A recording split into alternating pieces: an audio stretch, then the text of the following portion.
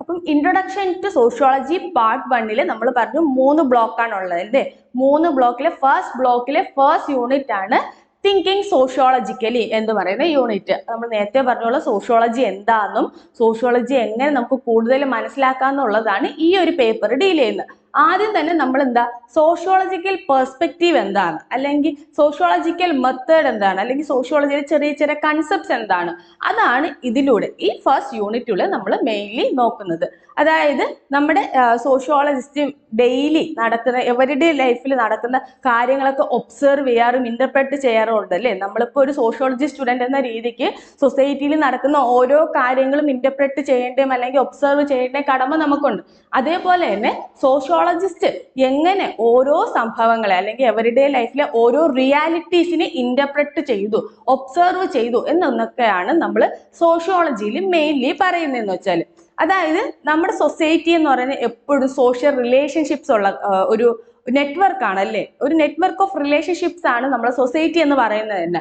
ആ human relationships അല്ലെങ്കിൽ ആ ഒരു സോഷ്യൽ റിലേഷൻഷിപ്പ് എങ്ങനെ ഉണ്ടായി വന്നു, എങ്ങനെ പെർപ്പച്വേറ്റ് ചെയ്തു വന്നു, അതേപോലെ അത് റിയാലിറ്റീസുമായി എങ്ങനെ കണക്റ്റഡ് ആയി വന്നു എന്നതൊക്കെ ആയിരുന്നു ആദ്യം ഈ സോഷ്യോളജിസ്റ്റുകൾക്ക് അന്നത്തെ കാലത്തെ സോഷ്യോളജിസ്റ്റ് ഉണ്ടായിരുന്ന കുറച്ച് ഡൗട്ട്സ് എന്ന് പറഞ്ഞാൽ. അപ്പം അന്നത്തെ കാലത്ത് ഒരു സിഗ്മണ്ട് ബോമാൻ എന്ന് പറയുന്നത് ഒരു പ്രോമിനന്റ് ആയിട്ടുള്ള ഒരു സോഷ്യോളജിസ്റ്റ് ആയിരുന്നു. അപ്പം അദ്ദേഹം സോഷ്യൽ റിലേഷൻഷിപ്പിനെ കുറിച്ച് പഠിക്കുകയും നമ്മുടെ സൊസൈറ്റിയുടെ കീ ഡ്രൈവർ ആണ് സോഷ്യൽ റിലേഷൻഷിപ്പ് എന്നും ആ സോഷ്യൽ റിലേഷൻഷിപ്പിന്റെ മെയിൻ ആയിട്ടുള്ള കാരണം പവർ ആണെന്നുമാണ് സിഗ്മണ്ട് ബോമാൻ പറയുന്നത്. അതേപോലെ CW മിൽസ്, അദ്ദേഹം മെയിൻലി നമ്മുടെ അമേരിക്കൻ സൊസൈറ്റിയാണ് പഠിച്ചത്. അമേരിക്കൻ സൊസൈറ്റിയെ പഠിച്ചിട്ട് അദ്ദേഹം പറഞ്ഞതെന്ന് വെച്ചാൽ എപ്പോഴും സൊസൈറ്റി എന്ന് പറയുന്നത് സെൽഫ് കണ്ടെയ്ൻഡ് ആയിട്ടുള്ള ഒരു കാര്യമാണെന്നാണ് അദ്ദേഹം പറയുന്നത്. അതായത് നമ്മുടെ വാല്യൂസും നമ്മുടെ ഹിസ്റ്ററിയും ഒക്കെ നമ്മുടെ വ്യൂസിനെ എങ്ങനെ ഷേപ്പ് ചെയ്തെടുക്കുന്നു എന്ന കാര്യങ്ങളാണ് ഇവിടെ CW മിൽസ് പറയുന്നത്. അപ്പൊ രണ്ടുപേരും ഒരു സൊസൈറ്റിയിലെ റിലേഷൻഷിപ്സിനെ കുറിച്ചാണ് പറയുന്നത്. ആദ്യത്തെ ആൾ പറഞ്ഞതെന്ന് വെച്ചാൽ സോഷ്യൽ റിലേഷൻഷിപ്പിന്റെ കീ ഫാക്ടർ ഡ്രൈവർ എന്ന് പറയുന്നത് പവർ ആണ്. അതായത് പവർ ഉള്ള ആളുകളാണ് മെയിൻലി ഈ റിലേഷൻഷിപ്പ് സ്ഥാപിച്ചെടുക്കുന്നതെന്നും അവരാണ് ഈ സ്റ്റാറ്റസ് അച്ചീവ് ചെയ്യുന്നതും എന്നൊക്കെയാണ് സിഗ്മണ്ട് ബോമാൻ പറഞ്ഞത്. അതേപോലെ പക്ഷെ മിൽസ് പറഞ്ഞതെന്ന് വെച്ചാൽ നമ്മുടെ വാല്യൂസും നമ്മുടെ ഹിസ്റ്ററിയും ഒക്കെയാണ് നമ്മുടെ വ്യൂസ് ഷേപ്പ് ചെയ്തെടുക്കുന്നതെന്നും അതുകൊണ്ട് തന്നെ നമ്മുടെ സൊസൈറ്റി സെൽഫ് കണ്ടെയ്ൻഡ് ആയിട്ടുള്ളതെന്നുമാണ് അമേരിക്കൻ സൊസൈറ്റി പഠിച്ചിട്ട് CW മിൽസ് പറയുന്നത്. ഇവിടെ ബോമാൻ കുറെ കൂടെ എംപെരിക്കൽ റിയാലിറ്റിയിലാണ് എംഫസൈസ് ചെയ്തിരുന്നത്. അതേപോലെ മിൽസ് എന്താ കുറച്ചുകൂടെ അബ്സ്ട്രാക്റ്റ് ആയിട്ടുള്ള കാര്യങ്ങളെയാണ്, ഒരു അബ്സ്ട്രാക്ട് രീതിയിൽ റീസണിങ് ആണ് അദ്ദേഹം നോക്കിക്കാണുന്നത്. അപ്പം ഇവര് സോഷ്യോളജിക്കൽ മെത്തേഡ്സിനെ കുറിച്ച് കുറെ കാര്യങ്ങൾ കോൺട്രിബ്യൂട്ട് ചെയ്തിട്ടുണ്ട്. അതായത് ആദ്യം നമുക്ക് മിൽസിന്റെ നോക്കാം. മിൽസിന്റെ എന്ന് വെച്ചാൽ അബ്സ്ട്രാക്റ്റഡ് എംപെരിസിസം എന്ന് പറയുന്ന ഒരു കൺസെപ്റ്റ് ആണ് ഇദ്ദേഹം മെയിൻലി കൊണ്ടുവന്നത്. അബ്സ്ട്രാക്റ്റഡ് എംപെരിസിസം എന്ന് ജസ്റ്റ് നമുക്ക് പറയാനാണെങ്കിൽ എംപെരിസിസം നമുക്കറിയാം അല്ലെ, ഒബ്സർവ് ചെയ്ത് എക്സ്പെരിമെന്റ് ചെയ്ത് ഡേറ്റ കളക്ട് ചെയ്യുന്നതിനാണ് നമ്മൾ എംപെരിസിസം എന്ന് പറയുന്നത്. അപ്പൊ അബ്സ്ട്രാക്റ്റഡ് എംപെരിസിസം എന്ന് പറയുമ്പോൾ ഇപ്പം ഒരു സോഷ്യോളജിക്കൽ ഡേറ്റ കളക്ട് ചെയ്യുന്നു, ഒബ്സർവേഷനിലൂടെയും എക്സ്പെരിമെന്റിലൂടെയും സോഷ്യോളജിക്കൽ ഡേറ്റ കളക്ട് ചെയ്യുന്നു. പക്ഷെ അതിനൊരു തിയററ്റിക്കൽ ആയിട്ടുള്ള ഫ്രെയിം വർക്ക് കൊടുത്തിട്ടുണ്ടാവില്ല. അതിനാണ് നമ്മൾ അബ്സ്ട്രാക്റ്റഡ് എംപെരിസിസം എന്ന് പറയുന്നത്. ഈ ഒരു ഐഡിയ ആണ് മെയിൻലി മിൽസ് CW മിൽസ് കൊണ്ടുവരുന്നത്.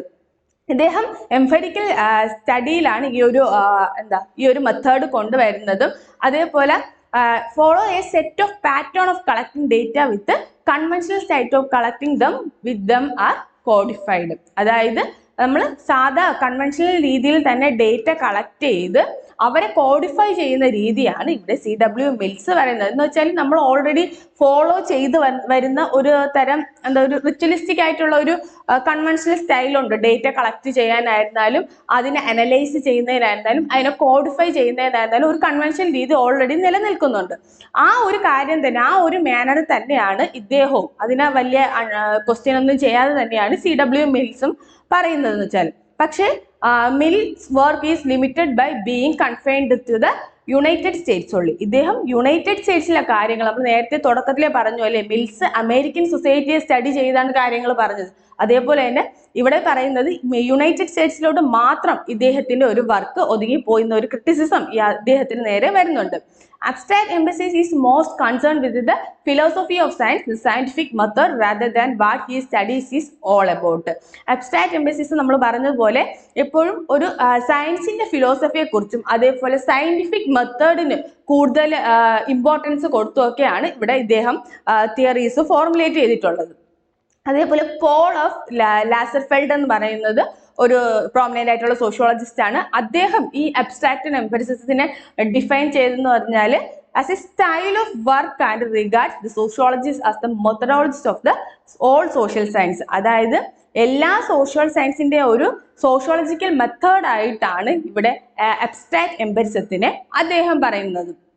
മാത്രമല്ല നമ്മുടെ ഫിലോസഫിയിലായിരുന്നാലും എപ്പിസ്റ്റമോളജി ആയിരുന്നാലും അതൊക്കെ കമ്പയർ ചെയ്ത് നോക്കുമ്പം ഈ സോഷ്യോളജിയുടെ ഒരു ഹോൾമാർക്ക് എന്ന് പറയുന്നത് തന്നെ ഈ എംഫസിസം എന്ന് പറയുന്ന ഒരു കൺസെപ്റ്റാണ്. അതായത് ഒരു ഇവന്റ് നടക്കുമ്പോൾ അല്ലെങ്കിൽ ഒരു റിയാലിറ്റി ഉണ്ടാവുമ്പോൾ അതെന്തുകൊണ്ട് സംഭവിച്ചു എന്നല്ല നമ്മൾ സോഷ്യോളജിസ്റ്റ് മെയിൻലി നോക്കുന്നത്, എന്താണ് സംഭവിച്ചത് അല്ലെങ്കിൽ അത് എങ്ങനെയാണ് സംഭവിച്ചത് എന്നുള്ള രീതിക്കാണ് മെയിൻലി ഈ സോഷ്യോളജിക്കൽ പെർസ്പെക്റ്റീവ് വരുന്നത്.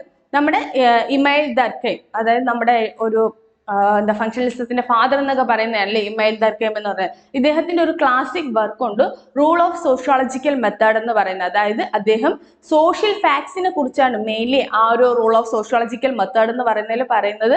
അതേപോലെ ഈ സോഷ്യോളജിക്കൽ ഫാക്ട്സ് ആണ് നമ്മുടെ സോഷ്യോളജിക്കൽ മെത്തേഡിന് സ്കോപ്പ് കൊണ്ടുവരുന്നതെന്നും, അതായത് സൈക്കോളജി ആയിരുന്നാലും ഫിലോസഫിക്കലി ആയിരുന്നാലും സോഷ്യോളജിക്കൽ ഫാക്ട്സ് വേണം എക്സ്പ്ലെയിൻ ചെയ്യാനും പുട്ട് ഫോർവേഡ് ചെയ്യാനും ഒക്കെയാണ് ഇമൈൽ ദർക്കൈം പറയുന്നത്. അതുകൊണ്ട് തന്നെ സോഷ്യോളജി എന്ന് പറയുന്നത് എപ്പോഴും എംഫരിക്കലായിട്ട് നിൽക്കുന്ന ഒരു സബ്ജക്റ്റ് ആണെന്നും നമ്മൾ ഒരു സ്പെസിഫിക് സിറ്റുവേഷന് അല്ലെങ്കിൽ ഒരു കാര്യത്തെ നമ്മൾ സ്പെസിഫൈ ചെയ്ത് പറയണമെങ്കിലും അത് അവസാനം നമ്മൾ ഒരു വൈഡ് ജനറലൈസേഷനിൽ എത്തുകയും ചെയ്യുന്നതാണ് സോഷ്യോളജിയുടെ മെയിൻ ഒരു ക്യാരക്ടറിസ്റ്റിക്സ് എന്ന് പറയുന്നത്. പിന്നെ ഈ അബ്സ്ട്രാക്റ്റഡ് എംപസിസം അത് എപ്പോഴും എന്നാ ഒരു സ്പെസിഫിസിറ്റിയിൽ ഉണ്ടാവുന്ന ഒരു റീസൺ അല്ലെങ്കിൽ ഒരു ഇഷ്യൂവിനെ ഓവർകം ചെയ്യാനായിട്ടാണ് ഈ ഒരു അബ്സ്ട്രാക്റ്റഡ് എംഫസിസം മെയിൻലി നോക്കുന്നത്. അതായത് ഒരു സോഷ്യോളജിക്ക് ഒരു സയന്റിഫിക് ക്യാരക്ടറിസ്റ്റിക്സ് കൊണ്ടുവരാനാണ് ഈ ഒരു സോഷ്യോളജിക്കൽ മെത്തേഡിലൂടെ മെൽസ് ആയിരുന്നാലും പോൾ ഓഫ് ലാസർഫെൽഡ് ആയിരുന്നാലും ദർക്കൈം ആയിരുന്നാലും നോക്കുന്നത്.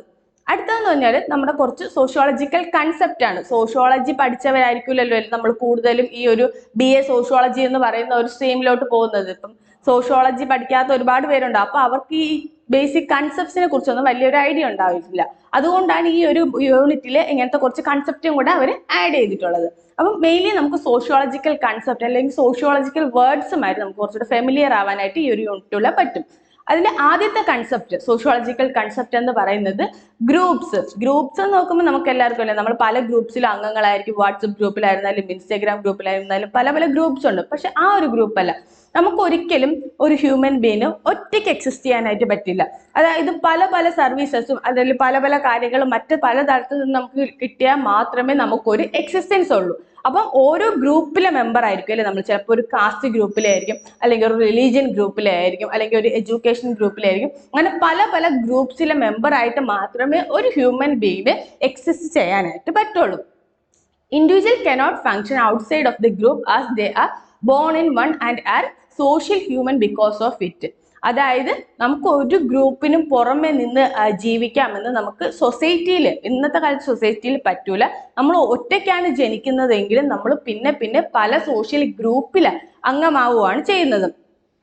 The process of being human is provided by the group that gives both identity and means of existence through socialization. നമ്മൾ നേരത്തെ പറഞ്ഞ പോലെ സോഷ്യലൈസേഷൻ അത് ഏറ്റവും ഇമ്പോർട്ടൻ്റ് ആയിട്ടുള്ള കാര്യമാണല്ലേ. ഒരു വ്യക്തിയുടെ ലൈഫിൽ ഒരു കുഞ്ഞ് ജനിച്ച് വീഴുമ്പോൾ അതിനെന്താണ് ഒന്നും അറിയാതെയാണ് അത് ജനിച്ച് വീഴുന്നത്. പിന്നെ അത് ലാംഗ്വേജ് പഠിക്കുന്നതായിരുന്നാലും കൾച്ചർ പഠിക്കുന്നതായിരുന്നാലും ഓരോ കാര്യങ്ങൾ ഫോളോ ചെയ്യുന്നതായിരുന്നാലും ഓരോന്നും നമ്മുടെ സൊസൈറ്റിയിൽ നിന്ന് കണ്ടു പഠിച്ചിട്ടാണ്. ആദ്യം ഫാമിലിയിൽ നിന്ന് കണ്ടു പഠിക്കും, പിന്നെ അത് സൊസൈറ്റിയിൽ ഇറങ്ങി സൊസൈറ്റിയിൽ നിന്ന് കണ്ടു പഠിക്കും, പിന്നെ എഡ്യൂക്കേഷണൽ ഇൻസ്റ്റിറ്റ്യൂഷനിൽ ഇപ്പോൾ അവിടെ നിന്ന് കണ്ടുപഠിക്കും അല്ലേ. അപ്പം ഇങ്ങനെ പല രീതിക്ക് സോഷ്യലൈസ്ഡ് ആയിട്ടാണ് നമുക്കൊരു ഐഡന്റിറ്റി തന്നെ നമുക്ക് ക്രിയേറ്റ് ചെയ്യുന്നത്. അപ്പൊ ഈ ഐഡന്റിറ്റി നമുക്ക് ക്രിയേറ്റ് ചെയ്യാൻ കാരണം തന്നെ ഈ ഗ്രൂപ്പ്സ് എന്ന് പറയുന്ന കാര്യങ്ങളാണ്.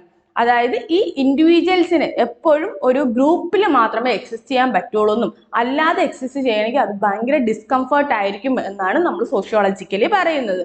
അതുകൊണ്ട് ഈ സോഷ്യോളജി ഗ്രൂപ്പ് എപ്പോഴും ഒരു നമുക്ക് എന്താ ഒരു പ്രൊമോട്ടറുമായിട്ട് കാണാൻ പറ്റും, എന്നാൽ കുറച്ചൊരു കൺസ്ട്രെയിനർ ആയിട്ട് നമുക്ക് കാണാൻ പറ്റും. പക്ഷെ പല കാര്യങ്ങളിൽ നിന്നും നമ്മളെ സോഷ്യൽ ഗ്രൂപ്പ്സ് റെസ്ട്രിക്ട് ചെയ്യാറുണ്ട്. ഫോർ എക്സാമ്പിൾ നമുക്ക് എടുത്താൽ ഇപ്പോൾ ഇന്റർകാസ്റ്റ് മാരേജ് അല്ലെങ്കിൽ ഇന്റർ റിലീജിയസ് മാരേജ്, അവിടെയൊക്കെ നമുക്ക് ആ ഒരു ഗ്രൂപ്പ് കുറച്ച് റെസ്ട്രിക്ഷൻസ് കൊണ്ടുവരുന്നുണ്ടല്ലേ. അപ്പൊ നമുക്ക് പ്രൊമോട്ട് ചെയ്യാനും ഗ്രൂപ്പ്സ് വേണം, എന്നാൽ ചില സ്ഥലങ്ങളിൽ നമ്മളെ കൺട്രോൾ ചെയ്യാനും ഈ ഗ്രൂപ്പ്സ് വരാറുണ്ട്. ഈ ഗ്രൂപ്പിൽ തന്നെ പല പല differentiation, in group out group അങ്ങനെ പല ഡിഫറൻസിയേഷൻ വരുന്നുണ്ട്. അത് കൂടുതലായിട്ട് ബാക്കിയുള്ള ചാപ്റ്റേഴ്സിൽ നമുക്ക് നോക്കാം.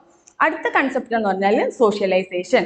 സോഷ്യലൈസേഷൻ എന്ന് പറഞ്ഞാൽ നമ്മുടെ സൊസൈറ്റിയിൽ നമ്മളെ താമസിക്കാൻ കേപ്പബിൾ ആക്കുന്ന അല്ലെങ്കിൽ നമ്മുടെ എക്സിസ്റ്റൻസിന് നമ്മളെ കേപ്പബിൾ ആക്കുന്ന ഒരു കാര്യമാണ് സോഷ്യലൈസേഷൻ എന്ന് പറഞ്ഞാൽ. നേരത്തെ പറഞ്ഞ ഒരു കുഞ്ഞ് ജനിച്ച് വീണാൽ പല കാര്യങ്ങളും പഠിക്കുന്നത് സൊസൈറ്റിയിൽ നിന്നും വീട്ടിൽ നിന്നും എഡ്യൂക്കേഷൻ ഇൻസ്റ്റിറ്റ്യൂഷൻസിലും അല്ലേ. പല സ്റ്റേജസ് ആണ് നമ്മുടെ സോഷ്യലൈസേഷന്റെ. നമ്മൾ പല കൾച്ചർ ആയിരുന്നാലും എല്ലാം നമ്മൾ പഠിക്കുന്ന സൊസൈറ്റിയിലാണ്. അപ്പം ഒരു ഇൻഡിവിജ്വലിന് എങ്ങനെ എക്സിസ്റ്റ് ചെയ്യാം എന്ന് ഹെൽപ്പ് ചെയ്യുന്ന ഒരു ഫാക്ടറാണ് സോഷ്യലൈസേഷൻ എന്ന് പറയുന്നത്. ഇതിൽ നിന്ന് കുറെ പ്രഷറും ഉണ്ടാവും. നമ്മൾ നേരത്തെ പറഞ്ഞ എല്ലാത്തിനും ഒരു പോസിറ്റീവും നെഗറ്റീവും ഉണ്ടാവുമല്ലോ. അപ്പം പല പല നെഗറ്റീവ് ക്യാരക്ടറിസ്റ്റിക്സ് നമുക്ക് പഠിക്കാം. പക്ഷെ അത് നമ്മുടെ മൊറാലിറ്റി വെച്ച് നമ്മൾ അതിനെ ഐഡന്റിഫൈ ചെയ്ത് മുന്നോട്ട് പോവുകയാണ് വേണ്ടത് അല്ലേ. അതേപോലെ ഇവിടെയും പലതരം സോഷ്യലൈസേഷൻ ഉണ്ട്. പ്രൈമറി സോഷ്യലൈസേഷൻ ഉണ്ട്, സെക്കൻഡറി സോഷ്യലൈസേഷൻ ഉണ്ട്. പ്രൈമറി നമ്മൾ മെയിൻലി പറയുന്നത് ഫാമിലിയാണ്, സെക്കൻഡറി നമ്മൾ എഡ്യൂക്കേഷൻ ഇൻസ്റ്റിറ്റ്യൂഷനും കാര്യങ്ങളുമാണ്. ഇങ്ങനെ പലതരം സോഷ്യലൈസേഷൻസ് ഇവിടെയും വരുന്നുണ്ട്. അടുത്ത കൺസെപ്റ്റ് എന്ന് പറഞ്ഞാൽ ഇൻ ഗ്രൂപ്പും ഔട്ട് ഗ്രൂപ്പും അല്ലെ. നമ്മൾ നേരത്തെ ഗ്രൂപ്പ് എന്താണെന്ന് പറഞ്ഞു, ഒരു ഗ്രൂപ്പിലാണ് ഒരു ഹ്യൂമൻ ബീയിങ് എക്സിസ്റ്റൻസ് ഉള്ളൂ എന്നൊക്കെ പറഞ്ഞു. ഇനി നമുക്ക് എന്താണ് ഇൻ ഗ്രൂപ്പ്, എന്താണ് ഔട്ട് ഗ്രൂപ്പ് എന്ന് നോക്കാം. In group is comprised of things or people or entities that are similar to one another. Particularly in case of human, in groups are defined by beliefs and values and identity. അതായത് നമ്മുടെ ഒരു shared ആയിട്ടുള്ള ഒരു കാര്യങ്ങളുള്ള ഒരു group, അതായത് എന്താ പറയാ, നമുക്ക് കൂടുതൽ സിമിലർ ആയിട്ട് തോന്നുന്ന ഒരു ഗ്രൂപ്പ്. നമ്മൾ ഒരു ഗ്രൂപ്പിൽ ആയിരിക്കുമ്പോൾ ഇവർ എൻ്റെ കൂടെ ഉള്ളവരാണല്ലോ. ഇപ്പൊ നമുക്ക് എക്സാമ്പിൾ നോക്കുകയാണെങ്കിൽ ഒരു റിലീജിയസ് കമ്മ്യൂണിറ്റി അല്ലെങ്കിൽ ഒരു ഫാമിലി, ഇതെന്നൊക്കെ പറയുന്നത് എന്താ, നമ്മൾ കോമൺ ആയിട്ട് ഷെയർ ചെയ്ത് വരുന്ന ഒരു കാര്യങ്ങൾ, ഒരു ഗ്രൂപ്പാണല്ലേ. അപ്പൊ ആ ഗ്രൂപ്പിനെയാണ് നമ്മൾ മെയിൻലി ഇൻ ഗ്രൂപ്പ് എന്ന് പറയുന്നത്. അതായത് ആ ഗ്രൂപ്പിലെ മെമ്പേഴ്സിന്റെ ഇടയ്ക്കൊക്കെ ഒരു കോമണാലിറ്റി ഉണ്ടാവും, ഒരു അണ്ടർസ്റ്റാൻഡിങ് ഉണ്ടാവും, ഒരു ഷെയർഡ് കാര്യങ്ങളെല്ലാം ഉണ്ടാവുന്ന ഒരു ഗ്രൂപ്പാണ് ഇൻ ഗ്രൂപ്പ് എന്ന് പറയുന്നത്. ഔട്ട് ഗ്രൂപ്പ് എന്ന് പറഞ്ഞാൽ ഇതിന് നേരെ ഓപ്പോസിറ്റ് ആയിരിക്കും, ഒരു ഡിസിമിലാരിറ്റി ഉള്ള ഗ്രൂപ്പായിരിക്കും. അതായത് അവിടെ വലിയ ഷെയർഡ് എലമെന്റ്സ് ഒന്നും കാണൂല. ഇപ്പം നമുക്ക് വലിയ പരിചയമില്ലാത്ത ഒരു ഗ്രൂപ്പിലൊക്കെ ചിലപ്പോൾ നമ്മളിപ്പം ഒരു ഫോർ എക്സാമ്പിൾ എന്തെങ്കിലും എൻട്രൻസിന് പോകുന്നു നോക്കും. എൻട്രൻസിൽ പോകുമ്പോൾ അവിടെ നിൽക്കുന്ന ആരുമായിട്ട് നമുക്കൊരു ബന്ധവും ഇല്ല അല്ലേ. അവർ എന്താണെന്ന് അറിയില്ല, അവർക്ക് ഇടയിൽ ഒരു ഷെയർഡ് എലമെന്റ് ഇല്ല, ഒന്നുമില്ല. അതൊക്കെയാണ് നമ്മൾ ഔട്ട് ഗ്രൂപ്പ് എന്ന് പറയുന്നത്. പിന്നെ ഒരു കൺസെപ്റ്റ് വരുന്നതെന്ന് വെച്ചാൽ സ്ട്രേഞ്ചേഴ്സ് എന്നൊരു കൺസെപ്റ്റ്. സ്ട്രേഞ്ചേഴ്സ് നമ്മൾ കോമൺലി കേൾക്കുന്ന ഒരു വേർഡാണ് അല്ലേ. അതുപോലെ തന്നെയാണ് നമ്മുടെ അൺഫെമിലിയർ പേഴ്സൺ. അതായത് നമ്മുടെ സൊസൈറ്റിയിൽ എക്സിസ്റ്റ് ചെയ്യുമ്പോൾ നമുക്കുണ്ടാവുന്ന അൺഫെമിലിയർ പേഴ്സൺസിനെയാണ് നമ്മൾ സ്ട്രേഞ്ചേഴ്സ് എന്ന് പറയുന്നത്. അതേപോലെ അല്ലെങ്കിൽ നമ്മുടെ ഗ്രൂപ്പിൽ അല്ലെങ്കിൽ നമ്മുടെ കാറ്റഗറിയിൽ പെടാത്ത, അല്ലെങ്കിൽ നമ്മൾ ഇപ്പോഴത്തെ കാലത്ത് പറയുന്നത് നമ്മുടെ വൈബിന് സെറ്റ് ആവാത്ത ആളുകളെയാണ് നമ്മൾ അൺഫെമിലിയർ ആയിട്ടുള്ള പേഴ്സൺസ് എന്ന് പറയുന്നത്, അല്ലെങ്കിൽ നമ്മൾ സ്ട്രേഞ്ചേഴ്സ് എന്നുള്ള വാക്കിലൂടെ യൂസ് ചെയ്യുന്നത്. പിന്നെ ഇവിടെ എന്ന് വെച്ചാൽ നമുക്കൊരു സൊസൈറ്റി ജീവിക്കുമ്പോൾ നമുക്ക് ടുഗദർ ആയിട്ടും ജീവിക്കാൻ പറ്റും, അല്ലെങ്കിൽ അപ്പാർട്ടായിട്ടും ജീവിക്കാൻ പറ്റും. ടുഗദർ എന്ന് വെച്ചാൽ നമുക്കറിയാം എല്ലാത്തിലും ഇടപെട്ട് ആ ഒരു സ്റ്റെബിലിറ്റിയിൽ യൂണിറ്റി ക്രിയേറ്റ് ചെയ്ത് പോകുന്നതാണ് ടുഗദർനെസ് എന്ന് പറയുന്നത്. അതേപോലെ അപ്പാർട്ട് എന്ന് പറയുമ്പോൾ ചില കാര്യങ്ങൾ നമുക്ക് ചില ഇഷ്യൂസ് ഉണ്ടാകുമ്പോൾ അല്ലെങ്കിൽ ചില ഫാക്ട്സിൽ ചില റിയാലിറ്റീസിൽ നമുക്ക് കുറച്ച് ഒഴിഞ്ഞു മാറി നിൽക്കേണ്ടി വരും അല്ലേ. അത് ഓരോ നമ്മുടെ ഐഡന്റിറ്റി വെച്ച് അല്ലെങ്കിൽ നമ്മുടെ ക്യാരക്ടർ വെച്ചായിരിക്കും അതൊക്കെ നടന്നു പോകുന്നത്. അപ്പം നമുക്ക് ടുഗദർനെസ്സും ഉണ്ടാവും, എന്നാൽ ഒരു അപ്പാർട്ട്നെസ്സും ചില സിറ്റുവേഷനിൽ നമുക്ക് സൊസൈറ്റിക്ക് ഉണ്ടാവാറുണ്ട്. ഇതൊക്കെയാണ് ബേസിക് കൺസെപ്റ്റ്സ് ആയിട്ട് സോഷ്യോളജിയിൽ വരുന്നത്. പക്ഷെ നമ്മൾ ഇതിപ്പോൾ സോഷ്യോളജിക്കൽ മെത്തേഡ്സ് പറഞ്ഞു, അതേപോലെ CW മിൽസിന്റെ കാര്യം പറഞ്ഞു, ഇപ്പൊ നമ്മൾ കൺസെപ്റ്റ്സ് പറഞ്ഞു. പക്ഷെ നമ്മുടെ സോഷ്യൽ സയൻസിൽ വരുന്ന ഏറ്റവും വലിയൊരു പ്രോബ്ലം എന്ന് പറഞ്ഞാൽ ഒബ്ജക്റ്റിവിറ്റിയുടെ ഒരു പ്രോബ്ലം, അല്ലെങ്കിൽ ഒരു പേഴ്സ്പെക്റ്റീവിന്റെ പ്രോബ്ലം ആണല്ലേ. അതായത് ഇപ്പൊ നമ്മൾ ഒരു റിസർച്ച് നടത്തുന്നു എന്ന് വിചാരിക്കുക. റിസർച്ച് നടത്തുമ്പോഴത്തേക്ക് ഒരു ഇപ്പൊ ഞാനാണ് റിസർച്ച് നടത്തുന്നതെങ്കിൽ എൻ്റെ വാല്യൂസ് അല്ലെങ്കിൽ എൻ്റെ കസ്റ്റംസ് അല്ലെങ്കിൽ എൻ്റെ ഐഡിയാസ് ആ റിസർച്ചിനെ ഇൻഫ്ലുവൻസ് ചെയ്യാനുള്ള ചാൻസ് ഉണ്ട്. അവിടെയാണ് ഈ പ്രോബ്ലം ഓഫ് ഒബ്ജക്റ്റിവിറ്റി എന്ന് പറയുന്നത്. കുറച്ചും കൂടെ ക്ലിയർ ആയിട്ട് പറഞ്ഞാൽ, ഞാനിപ്പോൾ ഒരു കാസ്റ്റിനെ കുറിച്ച് ഒരു സ്റ്റഡി നടത്തുന്നു എന്ന് വിചാരിക്കുക. ഞാനൊരു കാസ്റ്റിന്റെ സ്റ്റഡി നടത്തുമ്പോൾ ഞാൻ ഏത് കാസ്റ്റിലാണോ ബിലോങ് ചെയ്യുന്നത് അങ്ങോട്ടൊരു ചായ്വ് എനിക്ക് ഉണ്ടാവും. ഇപ്പൊ അങ്ങനെ ഒരിക്കലും ഉണ്ടാവരുത് എന്നാണ് റിസർച്ചിന്. ഇപ്പൊ ഞാനും നല്ല ആർക്കായിരുന്നാലും ചില ഇപ്പോൾ ഒരു ജെൻഡർ ബയാസ് എന്ന് പറയുന്ന ഒരു സബ്ജക്റ്റ് ആണ് ഇപ്പൊ നമ്മൾ എടുക്കുന്നതെങ്കിൽ നമുക്ക് താല്പര്യമുള്ള ഒരു ജെൻഡർ ഉണ്ടായിരിക്കും, നമ്മൾ ആ കാര്യത്തിലായിരിക്കും കൂടുതൽ ഫോക്കസ്ഡ് ആവുന്നത്. അപ്പം അങ്ങനെ വരുമ്പോഴാണ് ഈ പ്രോബ്ലം ഓഫ് ഒബ്ജക്ടിവിറ്റി ഒക്കെ വരുന്നത്. ഒരു റിസർച്ചർ എപ്പോഴും അൺബയാസ്ഡ് ആയിട്ട് വേണം നിൽക്കുന്നത്. നമ്മൾ ഇപ്പോൾ ഒരു കാര്യം പഠിക്കുമ്പോൾ ആ കാര്യം നമ്മൾ റിപ്പോർട്ട് ചെയ്ത് പോകണമെന്നാണ്, അല്ലാതെ നമ്മളുടെ വ്യൂസും നമ്മളുടെ ഐഡിയാസും നമ്മളുടെ ഗസസും അതിൽ വരാൻ പാടില്ല. അത് ഏറ്റവും വലിയൊരു പ്രോബ്ലമാണ് ഈ ഒബ്ജക്ടിവിറ്റി. അത് വേറെ ഒരു പ്രശ്നമല്ല, ഈ സോഷ്യോളജിക്കൽ പെർസ്പെക്റ്റീവിന്റെ തന്നെ പ്രശ്നമാണ് അല്ലേ. പലർക്കും ഒരു സൊസൈറ്റിയിൽ ഒരു കാര്യം നടന്നാൽ പല രീതിക്കായിരിക്കും പെർസ്പെക്റ്റീവ്സ് വരുന്നത്. ആ ഒരു കാര്യം കൊണ്ടാണ് ഈ ഒരു ഒബ്ജക്ടിവിറ്റി എന്ന് പറയുന്ന കൺസെപ്റ്റ്, ആ ഒരു പ്രോബ്ലം വരുന്നതെന്ന് വെച്ചാൽ, ഇപ്പം ഒരു പ്രോബ്ലത്തിന് ഒരാൾ പഠിക്കുന്ന റിസൾട്ട് ആയിരിക്കില്ല വേറൊരാൾ പഠിച്ചാൽ കിട്ടുന്നത്. അപ്പം ഓൾറെഡി അവിടെ ബയാസ് വരാനുള്ള ചാൻസ് ഉണ്ട്. This was the reason that post-colonial theory became talking about gender bias and other forms of bias. അതായത് post-colonial theory നമ്മളെ ജെൻഡർ ബയാസിനെ കുറിച്ച് പറഞ്ഞപ്പോൾ ഒക്കെ വന്ന പ്രശ്നം ഈ ഒരു കാര്യമാണ്, ഈ ഒരു ഒബ്ജക്ടിവിറ്റിയുടെ റീസൺ ആണ് പറയുന്നത്. It is important for sociologists to be aware of the political meaning of the work. നമ്മൾ എപ്പോഴും ഒരു വർക്ക് ചെയ്യുമ്പോഴത്തേക്കും നമ്മൾ എപ്പോഴും അതിൻ്റെ പൊളിറ്റിക്കൽ മീനിങ്ങുമായിട്ട് എപ്പോഴും നമ്മൾ നന്നായിട്ട് അറിഞ്ഞിരിക്കണം. ഒരിക്കലും നമ്മുടെ ബയാസസും നമ്മുടെ ഐഡിയാസും അതിൽ വരാനായിട്ട് പാടില്ല. Applied sociologists are concerned about only what specific clients what to know. അതായത് എന്താണ് നമ്മുടെ സ്റ്റഡി, ഇതിൽ നിന്ന് എന്താണ് നമുക്ക് മനസ്സിലാവേണ്ടതെന്ന് മാത്രമേ നമ്മളുടെ ഒരു പാർട്ട് അവിടെ വരുന്നുള്ളൂ. അല്ലാതെ നമ്മുടെ ഐഡിയാസ് വെച്ച് നമ്മൾ അതിന് റീക്രിയേറ്റ് ചെയ്യാനായിട്ട് നമ്മൾ ഒരിക്കലും ശ്രമിക്കാനായിട്ട് പാടില്ല. അവിടെയാണ് ഈ ഒബ്ജക്ടിവിറ്റി എന്ന് പറയുന്ന ഒരു പ്രശ്നം വരുന്നത്. അതായത് ഒരു പബ്ലിക്കായിട്ടുള്ള കാര്യത്തിൽ നിന്ന് നമ്മൾ സ്റ്റഡി ചെയ്ത് ഒരു സ്പെസിഫിക് ആയിട്ടുള്ള കാര്യത്തിൽ കൊണ്ടുവരികയാണ്. ഒരു ജനറലൈസേഷനിൽ നിന്നും നമ്മളൊരു സ്പെസിഫിക് ആയിട്ടുള്ള കാര്യത്തിലോട്ട് കൊണ്ടുവരുമ്പോഴത്തേക്കും അതെന്താണോ അതിൻ്റെ ആ എക്സ്ട്രാക്റ്റ് മാത്രമേ ഈ സ്പെസിഫിക്കിലോട്ട് എത്താൻ പാടുള്ളൂ.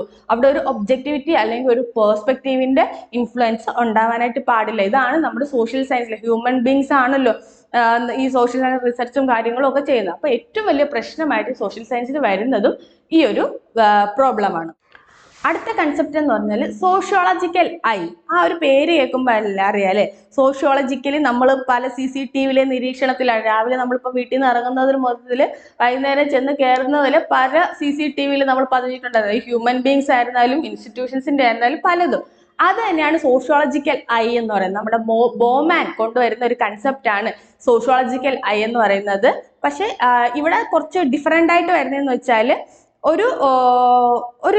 ഒരു കാര്യം നടന്നാൽ, ഒരു റിയാലിറ്റി ഉണ്ടായാലും ഒരു ഫാക്റ്റ് ഉണ്ടായാൽ നമ്മൾ എങ്ങനെ അതിനെ അനലൈസ് ചെയ്യുന്നു എന്ന് പറയുന്നത്. അതായത് ക്രിട്ടിക്കലി ആയിരുന്നാലും ഇവാലുവേറ്റീവ്ലി ആയിരുന്നാലും എങ്ങനെ നമ്മൾ ഒരു കാര്യത്തെ നോക്കിക്കാണുന്നു, സോഷ്യോളജിക്കലി നമ്മൾ എങ്ങനെ നോക്കിക്കാണുന്നു എന്നുള്ളതാണ് ഈ സോഷ്യോളജിക്കൽ ഐയിലൂടെ പറയുന്നത്. ഇപ്പൊ സദാചാര പോലീസും സദാചാര ആളുകളും വരുന്നതും അങ്ങനെയാണല്ലേ. അവരുടേതായ രീതിക്ക് ക്രിട്ടിസൈസ് ചെയ്ത് ഇവാലുവേറ്റ് ചെയ്ത് വരുമ്പോഴാണ് അവരൊരു പ്രോബ്ലം ഉണ്ടാവുന്നത്. അല്ലെങ്കിൽ അവിടെ ഒരു പ്രോബ്ലം, എല്ലാം പ്രോബ്ലം ആവണമെന്നില്ല, നല്ല കാര്യം ഉണ്ടാവുന്നത്. അപ്പം ഇതാണ് ഒരു സോഷ്യോളജിക്കലായി. എന്ത് ഇവന്റ് നടന്നാലും, എന്തിപ്പം നമുക്ക് ഫോർ എക്സാമ്പിൾ എടുത്ത് ഒരു റേപ്പ് കേസ് ഉണ്ടായി, ഒരു പോക്സോ കേസ് ഉണ്ടായി, ഇതൊക്കെ സാധാ ആളുകൾ എന്നാ ചുമ്മാ അത് വായിച്ചായോ കഷ്ടമായി എന്നും പറഞ്ഞ് വിടും. പക്ഷെ നമ്മളൊരു സോഷ്യോളജി സ്റ്റുഡന്റ് എന്ന നിലയ്ക്ക് നമ്മളത് എന്തുകൊണ്ട് അത് ഉണ്ടായി, അതിന്റെ ബാക്ക്ഗ്രൗണ്ട് എന്താണ്, അതിപ്പോ വിക്ടിമിന്റെ ഭാഗത്തു നിന്നായിരുന്നാലും കൾപ്രിറ്റിന്റെ ഭാഗത്തു നിന്നായിരുന്നാലും നമ്മൾ നോക്കണം അല്ലേ, എന്തുകൊണ്ടാണ് ഈ ഒരു സാഹചര്യം ഉണ്ടായതെന്ന്. പിന്നെ നമുക്ക് തന്നെ ഇപ്പൊ ഒരു റേപ്പ് കേസസ് ചെയ്യുകയാണെങ്കിൽ നമുക്ക് തന്നെ കൺക്ലൂഷനിൽ എത്താൻ പറ്റും, ഒരു സെക്സ് എഡ്യൂക്കേഷന്റെ ഒക്കെ ഒരു കുറവാണ് നമ്മുടെ സൊസൈറ്റിയിൽ ഇത്രത്തോളം കേസസ് കൂടാനും കാര്യം നോക്കുക. അപ്പൊ ഇങ്ങനെ സോഷ്യോളജിക്കലി നമ്മൾ ഓരോ കാര്യങ്ങളും കൃത്യമായി ക്രിട്ടിക്കലായിട്ട് ഇവാലുവേറ്റ് ആയിട്ടും നോക്കി കാണുന്നതിനെയാണ് സോഷ്യോളജിക്കൽ ഐസ് എന്ന് പറയുന്നത്. നമുക്കൊരു റാഷണൽ വ്യൂ, നമ്മുടെ സൊസൈറ്റിയെ കുറിച്ച് നമുക്ക് എപ്പോഴും ഒരു റാഷണൽ വ്യൂ ഉണ്ടാവണം എന്നാണ് ബോമാൻ ഇവിടെ ഉദ്ദേശിക്കുന്നത്. പിന്നെ അടുത്തത് ഫിലോസഫീസ് ഓഫ് സയൻസ്. നമ്മുടെ മിൽസ് കൊണ്ടുവന്നൊരു കൺസെപ്റ്റാണ് ഫിലോസഫീസ് ഓഫ് സയൻസ് എന്ന് പറയുന്നത്. അതായത് നമ്മുടെ സയൻസിനും നമ്മുടെ സോഷ്യൽ സയൻസിനും തമ്മിൽ ഒരുപാട് റിലേഷൻഷിപ്സും ഉണ്ട്, അതേപോലെ ഒരുപാട് കൺഫ്യൂഷൻസും ഉണ്ട് അല്ലേ. അതായത് നമ്മൾ എപ്പോഴും ഒന്ന് ഒബ്ജക്റ്റീവും റിജിഡുമായിട്ട് നിൽക്കുന്ന സബ്ജക്റ്റും മറ്റൊന്ന് എന്താ കുറെ കൂടെ ലിബറലും ഓപ്പണും ആയിട്ട് നിൽക്കുന്ന സബ്ജക്റ്റാണ്. ഇപ്പം സയൻസിന്റെ കാര്യങ്ങൾ എടുത്താൽ ഭയങ്കരമായിട്ട് ഒബ്ജക്റ്റീവായിട്ട് നിൽക്കുന്ന അല്ലെങ്കിൽ റിജിഡായിട്ട് നിൽക്കുന്ന ലോസ് മാത്രം ക്രിയേറ്റ് ചെയ്ത്, ഇപ്പം ന്യൂട്ടന്റെ ലോ എടുത്ത് ആ ലോ അനുസരിച്ചായിരിക്കും ആ ഒരു പ്രോസസ്സ് പോകുന്നത്. അപ്പൊ ആ റിജിഡിറ്റി കീപ്പ് ചെയ്യുന്ന ഒരു സബ്ജക്റ്റാണ് സയൻസ് എന്ന് പറയുന്നത്. സോഷ്യൽ സയൻസ് എന്ന് പറയുന്നത് എന്താ, കുറെ കൂടെ ലിബറൽ ആയിട്ടുള്ള സബ്ജക്ട്സ് ആണ്. ചിലപ്പം സോഷ്യൽ ചേഞ്ചസ് ഉണ്ടായാൽ ആ ഒരു ചേഞ്ചിനെ അക്സെപ്റ്റ് ചെയ്തുകൊണ്ട് അല്ലെങ്കിൽ ലിബറലി നമ്മൾ ഓരോ കാര്യങ്ങളെ നോക്കി കാണുന്ന ഒരു സബ്ജക്റ്റ് ആണ്. അങ്ങനെ കടുംപിടുത്തമൊന്നും പിടിക്കാത്ത ഒരു സബ്ജക്റ്റ് ആണ് സോഷ്യൽ സയൻസ് എന്ന് പറഞ്ഞത്. പക്ഷേ ഇത് രണ്ടും ഇങ്ങനെ നിൽക്കുന്നേ പോലും ഇത് രണ്ടിനും ഒരുപാട് റിലേഷൻഷിപ്സ് ഉണ്ടെന്ന് പറയുന്നുണ്ട്. അവിടെയാണ് ഈ കൺഫ്യൂഷൻസും കാര്യങ്ങളും ഒക്കെ ഉണ്ടാകുന്നത്.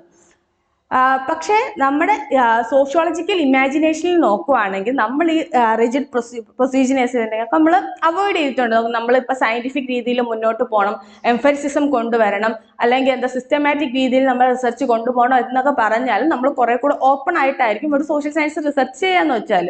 ഇവിടെ നമ്മുടെ ഇവിടെ ഈ ഒരു എന്താ ഒരു സിങ്ക് വരുന്ന അല്ലെങ്കിൽ ആ റിലേഷൻഷിപ്പ് വരുന്ന വെച്ചാൽ ഇവിടുത്തെ മെത്തേഡിന്റെ കാര്യത്തിനാണ് അല്ലേ.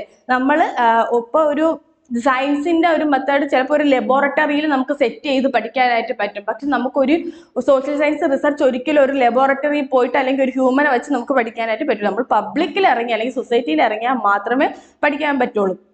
പക്ഷേ സയൻസിൽ യൂസ് ചെയ്യുന്ന ചില ടെക്നിക്സ്, ഇപ്പൊ ഒബ്സർവേഷൻ ആയിരുന്നാലും ഇൻട്രോസ്പെക്ഷൻ ആയിരുന്നാലും അങ്ങനെ പല പല ടെക്നിക്സ് നമ്മൾ ഇവിടെ സോഷ്യൽ സയൻസിൽ യൂസ് ചെയ്യാറുണ്ട്. അങ്ങനെയാണ് ഈ ഫിലോസഫീസ് ഓഫ് സയൻസ് എന്ന് പറയുന്ന ഒരു കൺസെപ്റ്റ് വരുന്നത്.